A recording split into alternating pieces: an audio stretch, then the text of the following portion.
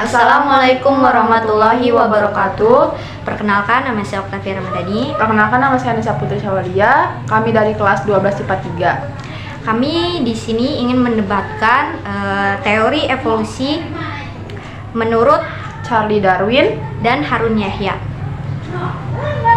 Menurut Anda, teori Charles Darwin ini bagaimana sih?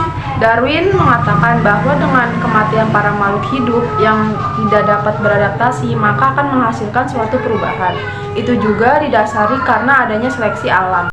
Menurut Anda tentang teori Harun Yahya bagaimana?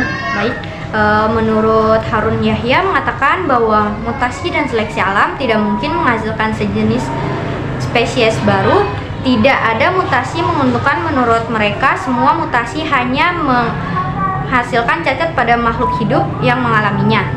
Tapi menurut Darwin, para makhluk hidup yang mati akan meninggalkan jejak berupa fosil-fosil tak terkecuali manusia. Dari fosil-fosil itulah Darwin mulai melakukan penelitian tentang evolusi manusia. Tapi Harun Yahya mengatakan bahwa Darwin tidak menunjukkan adanya bentuk peralihan pada makhluk hidup yang mengalami evolusi. Misal, tidak ditemukan satu makhluk pun yang sedang mengalami perubahan dari spesies asal menuju spesies lain. Nah, hasil penelitian Charles Darwin ini menurut Anda ini bagaimana sih?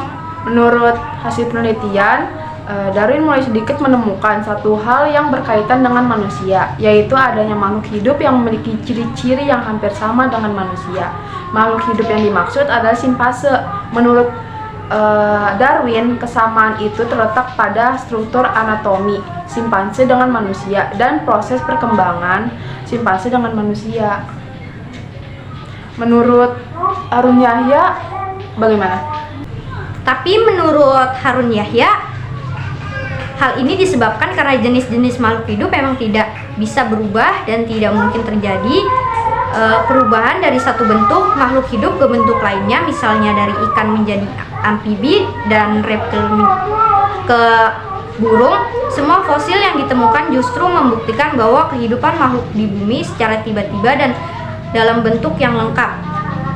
Tapi dari hasil penelitian yang paling akhir dilakukan oleh Darwin, memang manusia bukanlah keturunan langsung dari spesies kera atau simpanse. Dan Harun Yahya memperkuat alasan tersebut antara lain adalah firman Allah sebagai berikut. Dalam surat Al-Quran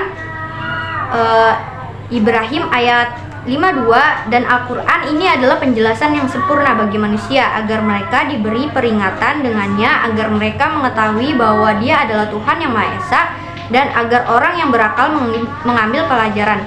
Dan Al-Quran Al-Mu'min ayat 12-14, dan sesungguhnya kami telah menciptakan manusia dari saripati berasal dari tanah, artinya kemudian kami menjadikan air mani yang disimpan dalam tempat yang kokoh atau rahim.